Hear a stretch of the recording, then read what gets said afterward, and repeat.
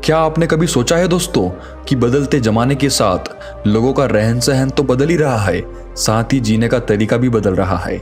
आज कई लोग ऐसे हैं जो या तो किसी मजबूरी में जैसे नौकरी इत्यादि के कारण अकेले रहते हैं, तो कुछ लोग ऐसे भी हैं जो बिना किसी मजबूरी के अपनी मर्जी से अकेले रहना पसंद करते हैं, अपने काम को सच्ची लगन से अकेले ही करते रहते हैं। जो लोग अपनी मर्जी से अकेले रहते हैं उनमें तो बहुत कुछ बुनियादी गुण होते हैं। ऐसे लोग जीवन में जल्दी ही बहुत कुछ हासिल भी कर लेते हैं। और दूसरी ओर ऐसे भी लोग होते हैं जो एक पल के लिए भी अकेला नहीं रह सकते। ऐसे लोगों का अकेला पड़ जाना जैसे अंधेरी काल कोठरी में जीवन भर के लिए किसी कैदी का पड़ जाना। फिर ऐसे लोग इस भागदौड़ भरी जिंदगी में उलझ जाते हैं क्योंकि इनको अकेला रहना पसंद नहीं, खुद के लिए समय ही नहीं, खुद के काम के लिए समय नहीं। फिर ऐसे लोग यह सोच के पछताते हैं कि काश इस भागदौड़ भरी जिंदगी से दूर होके खुद के लिए समय निकाल लिया होता तो आज ऐसे दिन नहीं आते। पर अकेला रहना हर किसी के लिए वाकई आसान काम नहीं है दोस्तों। और अकेले रहने का ये मतलब भी नहीं है कि हम अपने घर बार, परिवार, रिश्ते नातों, मित्रों से दूर रहें। अकेले रहने की भी एक कला होती है जो आगे हम इस कहानी में जानेंगे। हम कैसे एकांत में रहकर अपने काम को, अपने सम्मान को, अपनी प्रतिष्ठा को, अपने उज्जवल भविष्य को कैसे आगे बढ़ा सकते हैं। हम अकेले रहने के उन 7 अमूल्य गुणों के बारे में भी जानेंगे। तो दोस्तों कहानी बहुत ही मजेदार है, ध्यान से सुनिएगा। इससे पहले कि आप इस कहानी में खो जाएं, इस चैनल को सब्सक्राइब जरूर कर लें। एक व्यक्ति एक गुरु के पास आया और बोला, गुरुदेव मेरे दुख का कारण क्या है। गुरु बहुत ही बड़े आत्मज्ञानी व्यक्ति थे।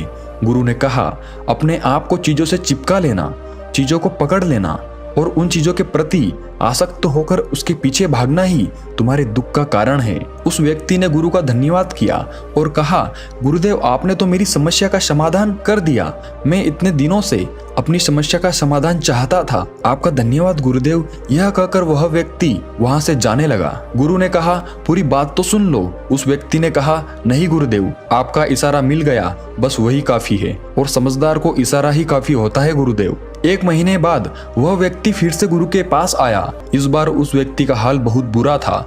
वह बहुत दुखी था और सीधे गुरु के चरणों में गिर गया और कहा, गुरुदेव आपने जो कहा था मैंने वैसे ही किया, पर मुझे सुख नहीं मिला, मुझे तो और दुख मिल रहा है।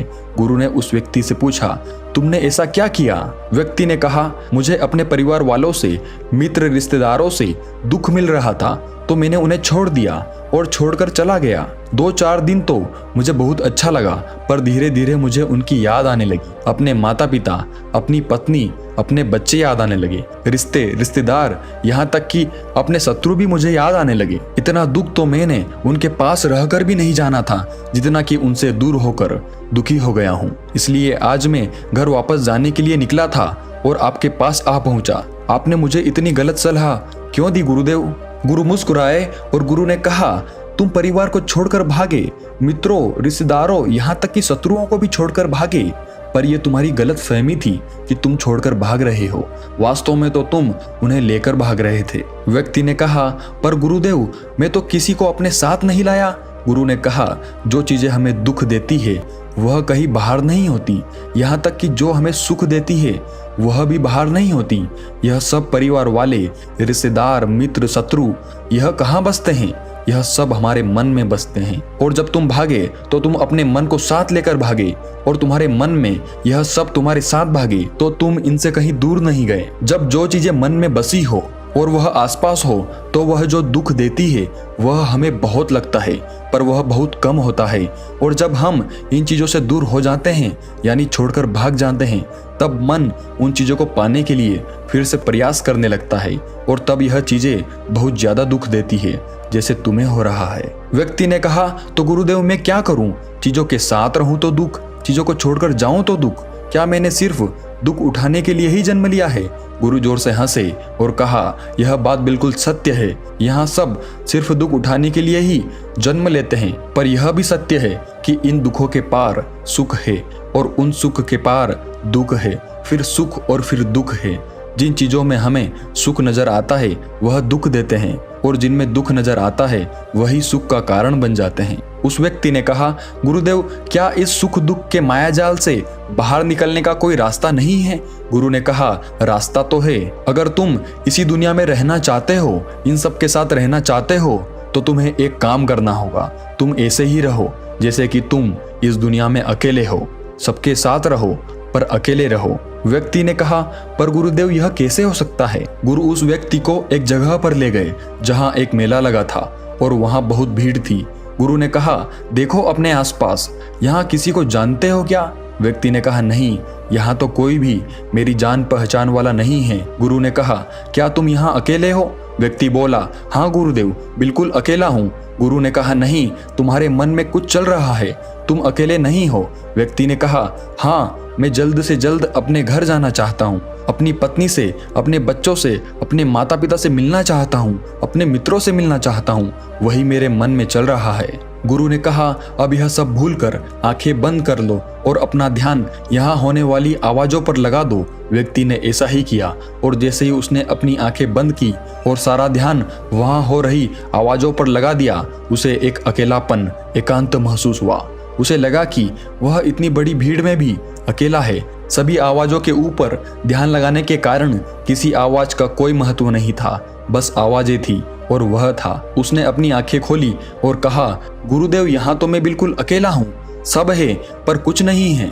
गुरु ने कहा, बस इसी तरह अकेला होना है तुम्हें। रहो सबके साथ पर भीतर से अकेले रहो। साथ में सब हो पर मन में कोई न हो। जिसने इस तरह से अकेला जीना सीख लिया, उसे कभी जीवन में दुख नहीं होते, उसे चीजें दुख नहीं देती, वह हर चीज में आनंद की प्राप्ति करता है। गुरु ने आगे कहा, महान सफलताएं अकेलेपन से ही शुरू होती है। अकेलापन ही हमें उनसे मिलाता है। अपने अकेलेपन को नकारात्मक मत समझना, बल्कि उसे एकांत समझकर खुद को जानने का प्रयास करो। जब तुम्हें एकांत पसंद आने लगे, तब इसका मतलब ये होगा कि तुम्हारा वास्तविक वजूद तुमसे मिलना चाहता है। इसलिए अपने इस एकांत प्रेम का सम्मान करो। गुरु बोले, मैं तुम्हें 7 ऐसी खूबियों के बारे में बताता हूँ जो अकेले रहने वाले लोगों में पाई जाती है और उन्हें दूसरों से अलग, बेहतर बनाती है। गुरु ने कहना शुरू किया, पहली खूबी जो एकांत में रहने वाले लोगों में पाई जाती है वो ये है कि ऐसे लोग दूसरों की तुलना में खुद के प्रति ज्यादा जागरूक होते हैं। वो खुद के स्वभाव और आचरण के बारे में ज्यादा गहराई से जानते हैं।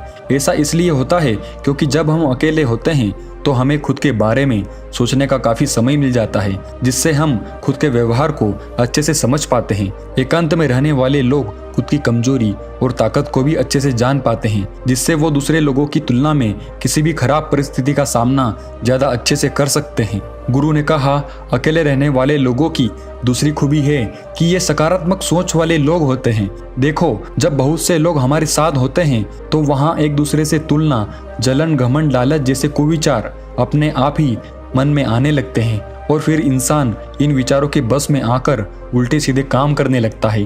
हालांकि ऐसा नहीं है कि एकांत में रहने वाले लोगों के मन में ये विचार नहीं आते, लेकिन क्योंकि वो अकेले हैं इसलिए दूसरों से तुलना, जलन, घमंड जैसे विचार उनके मन में दूसरों की तुलना में थोड़ा कम आते हैं। साथ ही अकेले रहने की वजह से उन्हें खुद के बारे में सोचने का ज्यादा समय मिल जाता है, जिससे वो अपने नकारात्मक विचारों को पहचान कर उन्हें कम कर सकते हैं, जिसके कारण ऐसे एकांत में रहने वाले लोग ज्यादा सकारात्मक होते हैं। अकेले रहने वाले लोगों की तीसरी खासियत कि ये लोग ज्यादा अनुशासित और आत्मनिर्भर होते हैं, क्योंकि अकेले रहने वाले लोगों को अपने ज्यादातर काम खुद से ही करने पड़ते हैं, इसलिए ये दूसरों की तुलना में ज्यादा आत्मनिर्भर होते हैं। साथ ही ऐसे लोगों को दूसरों का काम भी पसंद नहीं आता, ये अपना काम खुद करने पर ही भरोसा करते हैं। साथ ही ये लोग कोशिश भी करते हैं कि दूसरों से कम सहायता लेनी पड़े, पर क्योंकि ऐसे लोग आत्मनिर्भर और अपने काम को लेकर स्पष्ट होते हैं, इसलिए ऐसे लोग अनुशासित भी होते हैं। ये अपने समय की कदर करते हैं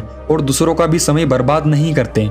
अकेले होने की वजह से ऐसे लोग एक निश्चित दिनचर्या का पालन भी करते हैं, जिससे ये लोग ज्यादा व्यवस्थित होते हैं और ये भी इनके अनुशासित होने का एक कारण है। गुरु ने आगे कहा, अकेले रहने वाले लोगों की चौथी खासियत कि ये लोग किसी भी चीज के बारे में बड़ी गहराई से सोच सकते हैं। किसी भी चीज के बारे में बड़ी बारीकी से और गहराई में जाकर अकेले रहने वाले लोगों की सबसे बड़ी खासियत होती है। इसलिए जितने भी लेखक, कवि और बड़े बड़े काव्यों के रचयिता हुए हैं, उन सभी को एकांत में रहना पसंद था, क्योंकि जब कोई व्यक्ति एकांत में होता है तो वो अपने अंदर की आवाज सुन पाता है। जितने भी बड़े आविष्कार हुए हैं, उन सबकी शुरुआत एकांत में हुई थी, क्योंकि एकांत में रहकर ही किसी भी चीज के बारे में बड़ी बारीकी से सोचा और समझा जा सकता है। गुरु ने कहा, एकांत में रहने वाले लोगों की 5वीं खूबी यह है कि इनका व्यक्तित्व सबसे अलग, सबसे हटकर होता है। और वे लोग जो ज्यादातर दूसरे लोगों के साथ रहते हैं या अकेले रह ही नहीं पाते, वो कितनी भी कोशिश कर ले, लेकिन जाने अनजाने में ही सही, लेकिन दूसरों के व्यक्तित्व का कुछ हिस्सा उनके अंदर आ ही जाता है। दूसरों की आदतें, दूसरों के विचार उनके अंदर प्रवेश कर ही जाते हैं।